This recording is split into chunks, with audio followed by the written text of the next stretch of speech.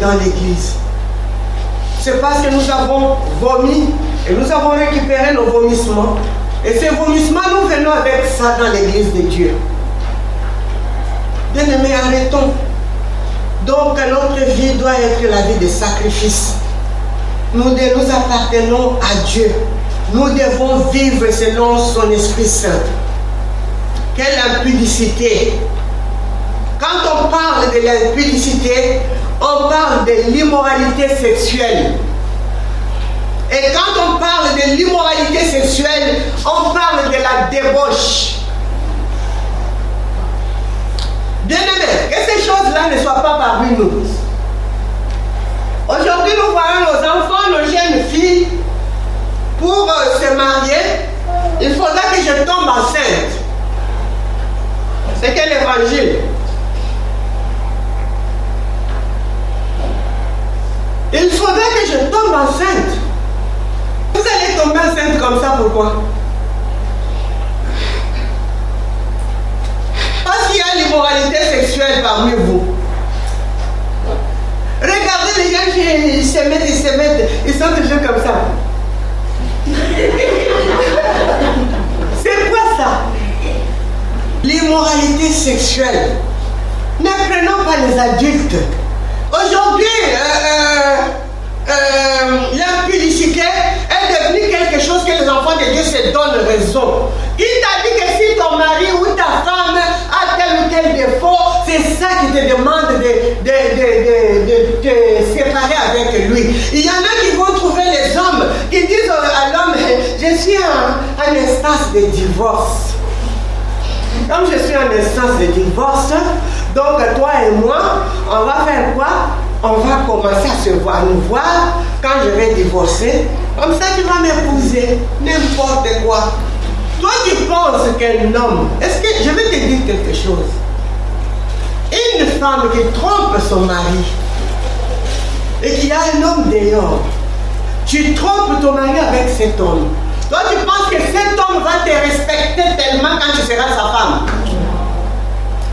Il va se dire que tu vas me tromper aussi. De la même façon que tu as fait avec l'autre, tu vas le faire chez moi. Et ça sera l'insulte qu'il va t'insulter tous les jours.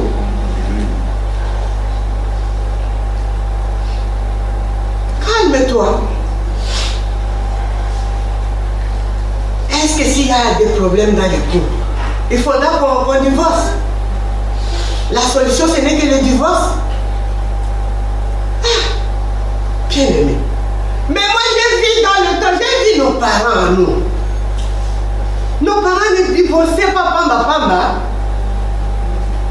Vous venez apprendre ici. C'est quoi? Maman, maintenant, tu sais, moi, mon mari, j'ai rêvé qu'il est sorcier. Il est sorcier pris pour lui. Tu ne vas pas me faire rentrer dans ton jeu pour me dire qu'il est sorcier. C'est pourquoi tu vas divorcer. Si tu veux divorcer, divorce de toi-même.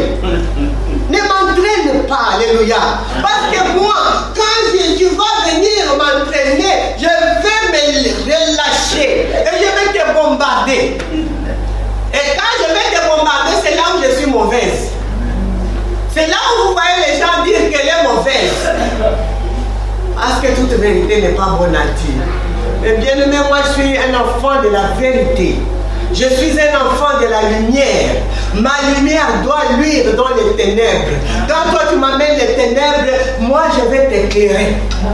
Et quand je t'éclaire, c'est grave. Impudicité. Qu'aucune espèce d'impureté. Quand on parle de l'impureté, on parle de toutes sortes de péchés. Que cela ne soit pas notre partage bien-aimé. Qu'aucune espèce d'impureté ne soit pas notre partage. Aujourd'hui, enfants de Dieu, nous vivons dans le péché et nous voulons qu'on puisse nous approuver, qu'on puisse nous dire que oui, c'est bien ce que vous avez fait. Non, bien-aimé. Vous savez, la Bible nous dit que ce sont les hommes de Dieu qui seront jugés sévèrement. Pour avoir la bénédiction, ça s'apprend. Aujourd'hui, nous voyons des hommes de Dieu. Oui, mes sœurs, vous serez bénis. Tu es béni tel que tu es. Que personne ne te ment pas. Les sorciers de ta famille vont mourir. Et vous aimez bien. Vous commencez à faire comme ça. Amen. Amen. Amen. Oh, bien aimé. Dieu est un Dieu de principe. Amen. Nous devons apprendre. Un disciple, ce n'est pas quelqu'un qui va prendre des choses à la volée. Nous devons apprendre à vivre avec Dieu. Et moi, je t'apprends comment est-ce que tu dois abandonner tout ça pour rentrer maintenant dans ta bénédiction. À ce moment-là, je pourrai te dire que le Seigneur te bénisse. Amen. Et lui-même qui bénit, c'est lui qui va te bénir. Amen.